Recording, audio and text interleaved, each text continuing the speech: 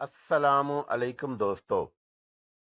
سائر جنات نگری کے دو جنوں سائر اور کاراکا کی پر اسرار کہانی۔ ایک خیر کا پرتو تھا اور دوسرا شر کا مجسمہ۔ دوستو، کہانی میں آگے بڑھنے سے پہلے میری آپ دوستوں سے گزارش ہے کہ چینل کو سبسکرائب کریں اور بیل کے آئیکن کو دبائیں تاکہ آنے والی ویڈیو کا نوٹیفیکیشن آپ کو بر وقت ملے۔ اگلے روز میں ناشتے سے فارغ ہوا تھا کہ سورامی آ گئی۔ اس کے چہرے پر مسکراہٹ تھی۔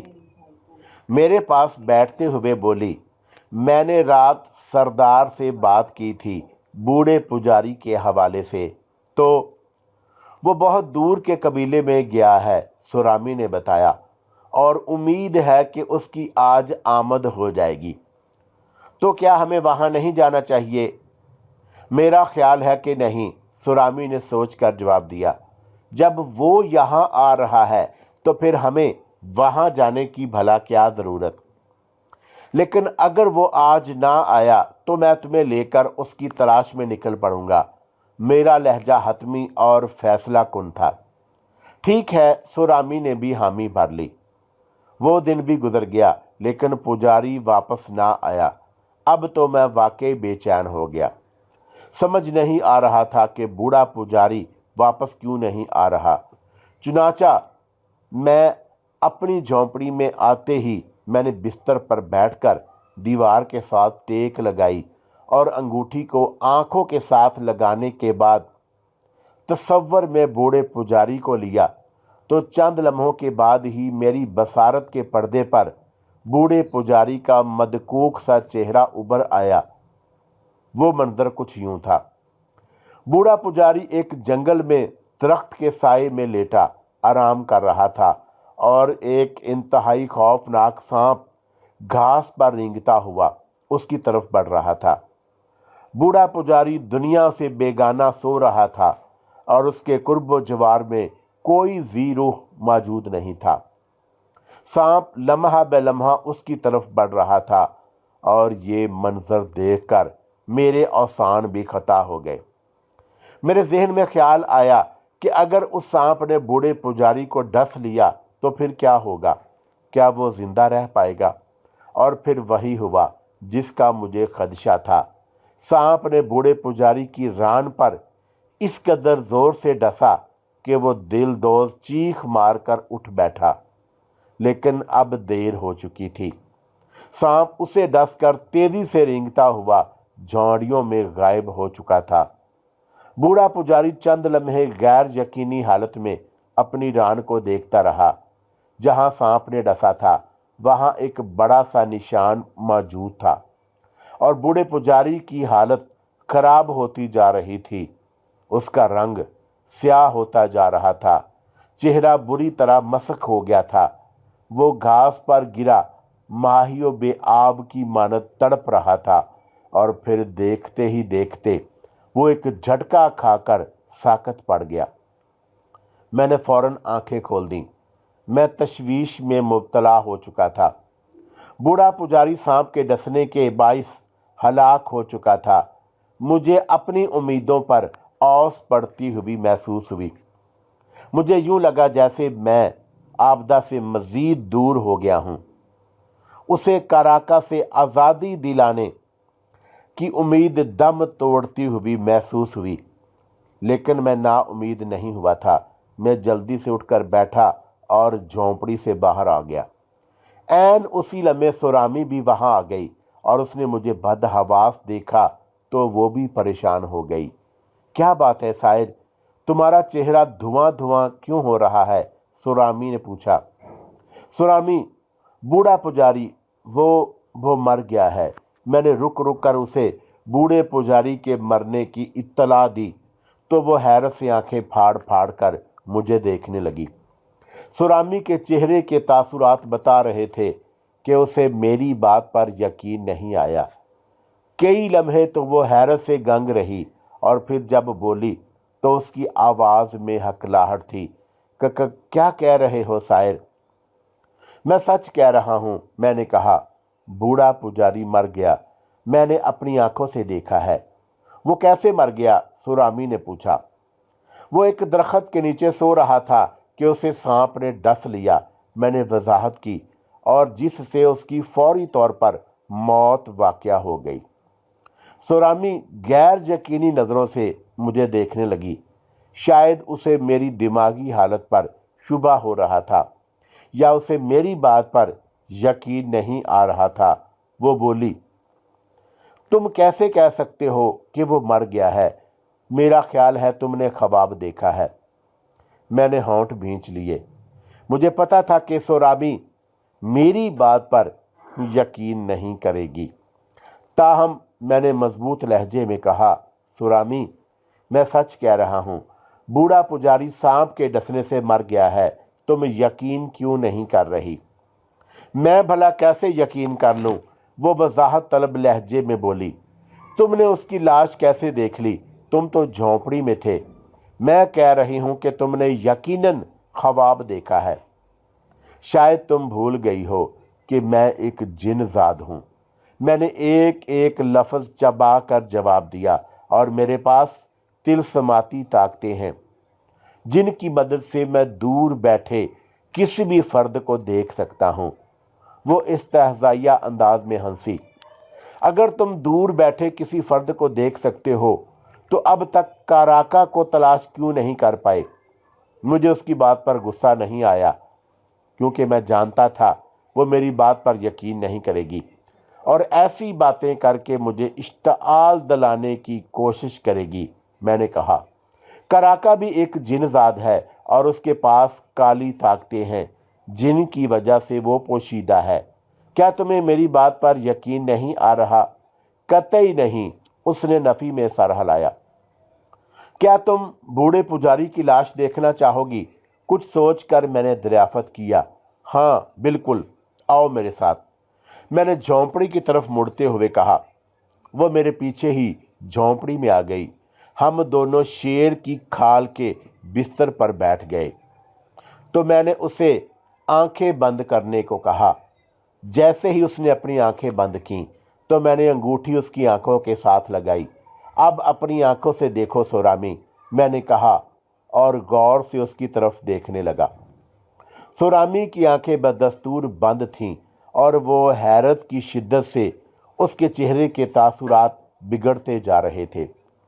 क्या तुम्हें बूढ़े पुजारी की लाश दिखाई दे रही है? लम्हा भर की खामोशी के बाद मैंने सुरामी से पूछा। हाँ, वो फौरन बोली, वो वाकई बूढ़ा पुजारी ही है। आंखें खोलो, मैंने हमकारी भरने के बाद कहा तो सुरामी ने आंखें खोल दी। उसकी आंखों में हैरत और परेशानी के तासुरात उभरे हुए थे। अब यकीन आया। हाँ शायर, मुझे यकीन आ गया है। वो इस बात में सर हिलाते हुए बोली, वाकई बूढ़ा पुजारी मर गया है।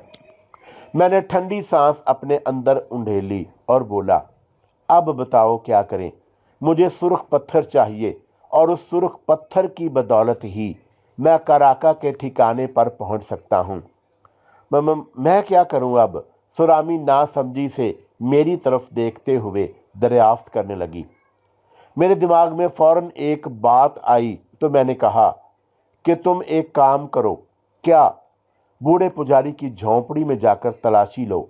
मैंने उसे मशवरा दिया। यकीनन सुर्ख पत्थर कहीं छुपाया हुआ होगा। तुम वो पत्थर मुझे ला दो। ठीक है, मैं कोशिश करती हूँ, सुरामी ने फौरन ही हामी भरते हुए कहा और उठ खड़ी हुई। मैं तुम्हारा इंतजार कर रहा हूँ, मैंने कहा। ठीक है। सुरामी चली गई और मैं उसकी वापसी का मुंतजिर रहा।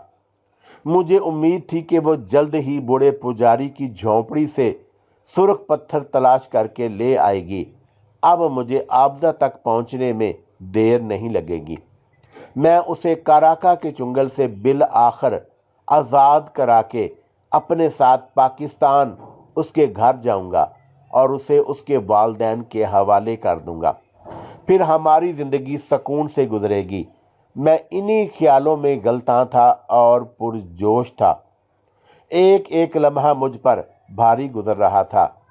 जब सुरामी को बूढ़े पुजारी के झोंपड़ी में गए हुए काफ़ी देर हो गई तो मुझे अजीब सी बेचैनी और परेशानी होने लगी।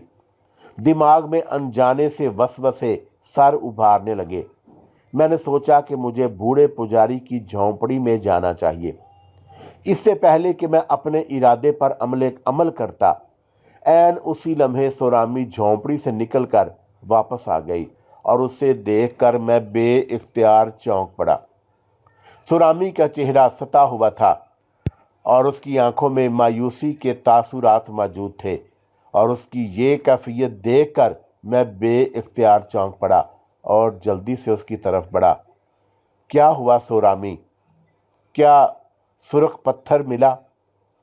सुरामी ने पहले मेरी आंखों में देखा, फिर नफी में सर हिलाते हुए बोली, नहीं। क्या मतलब?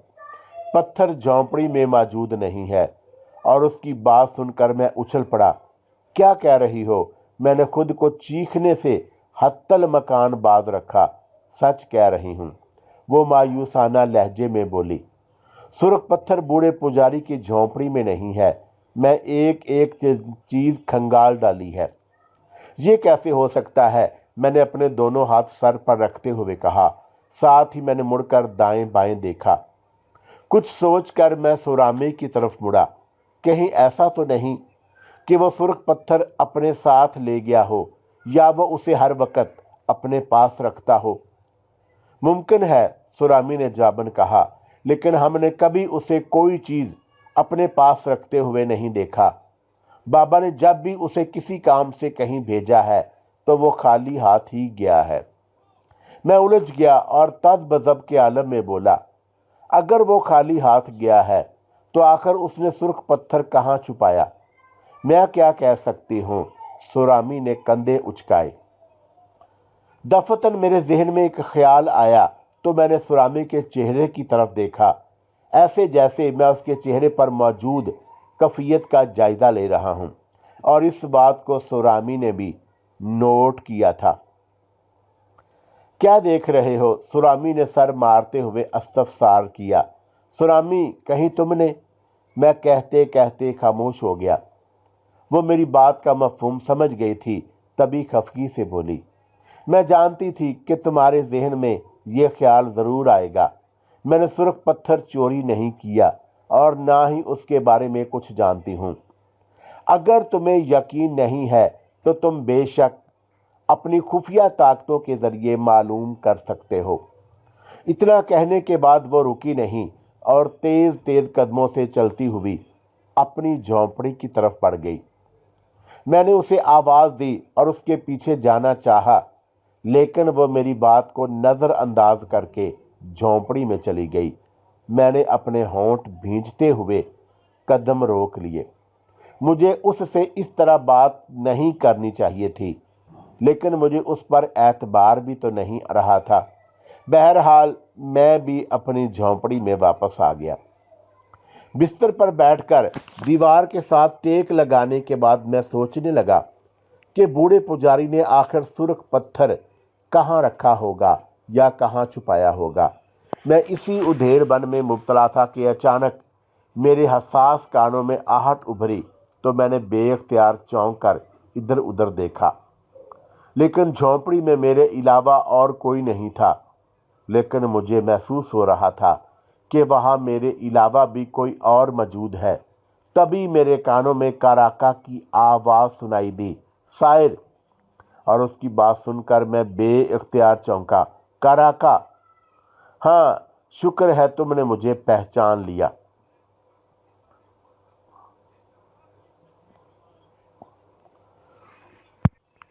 सुर्ख पत्थर मेरे पास है, काराका ने कहा तो मैं जल्दी से उठकर खड़ा हो गया। क्या बकवास कर रहे हो? मैंने गुस्सीले लहजे में कहा। सुर्ख पत्थर तुम्हारे पास कैसे आ गया? मैंने बूढ़े पुजारी की झोंपड़ी में से उठाया था, आवाज उभरी। जब सुरामी सुर्ख पत्थर तलाश कर रही थी तो मैं भी वहां मौजूद था। ओहो, क्या बूढ़े पुजारी को भी तुमने मारा है? मैंने चौंकते हुए कहा। हाँ, कराका की इस्तेहज़ाइया आवाज सुनाई दी तो मेरे तन बदन में आग लग गई। वो मेरे सामने नहीं था, वरना मैं उसकी गर्दन दबाने में एक लम्हे की भी देर ना करता। وہ جن ذات تھا اور میں اسے ہلاک کر سکتا تھا اور وہ مجھے۔ دیکھو کاراکا، میں نے ضبط لہجے میں کہا، عابدہ کہاں ہے؟ اسے چھوڑ دو تو میں تم سے وعدہ کرتا ہوں کہ تمہارا پیچھا کرنا چھوڑ دوں گا۔ عابدہ؟ کاراکا کی ہنسی گونجی۔ وہ اب میری کنیز بن چکی ہے، میں اسے کسی صورت تمہارے حوالے نہیں کروں گا، البتہ تم مرنے کے لیے تیار ہو جاؤ۔ تمہاری وجہ سے میں بہت مضطرب ہوں، تمہیں مرنا ہی ہوگا۔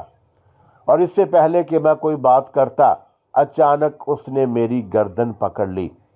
اس نے مجھے یوں اٹھا لیا جیسے میں پلاسٹک کا بنا ہوا ہوں۔ میں نے اپنی گردن اس کی گرفت سے چھڑانے کی کوشش کرتے ہوئے کہا، کاراکا، اگر بہادر ہو تو سامنے آ کر مجھ سے مقابلہ کرو۔ لیکن اس نے میری بات انسنی کر دی۔ میں نے اس کا نادیدہ ہاتھ پکڑ لیا۔ اگلے ہی لمحے میں نے اپنی طلسمی انگوٹھی اس کے بازو سے لگائی تو وہ ظاہر ہو گیا۔ وہ اپنی اصلی حالت میں تھا۔ اس کا خوفناک چہرہ میری آنکھوں کے سامنے تھا اور وہ اپنا پورا زور لگا رہا تھا۔ میں نے اس کے پیٹ میں لات رسید کی اور اگلے ہی لمحے وہ ڈکرا کر رہ گیا، لیکن اس بدبخت نے میری گردن نہ چھوڑی۔ میں نے ایک اور لات ماری تو اس کے منہ سے کراہ نکل گئی اور اس نے میری گردن چھوڑ دی اور میں پیروں کے بل بستر پر آ کھڑا ہوا۔ میں سنبھلنے ہی لگا تھا کہ کاراکا نے میرے جبڑے پر مکہ جڑ دیا اور اس کے مکے کا مجھ پر خاطر خواہ اثر نہ ہوا۔ اگلے ہی لمحے میں نے اس کے سر پر اپنے سر کی زوردار ٹکر ماری تو وہ چیختا ہوا الٹے قدموں پیچھے ہو گیا۔ میں نے اچھل کر اس کی گردن تھامی اور اسے دبانے لگا۔ نتیجن اس نے بھی میری گردن پکڑ لی۔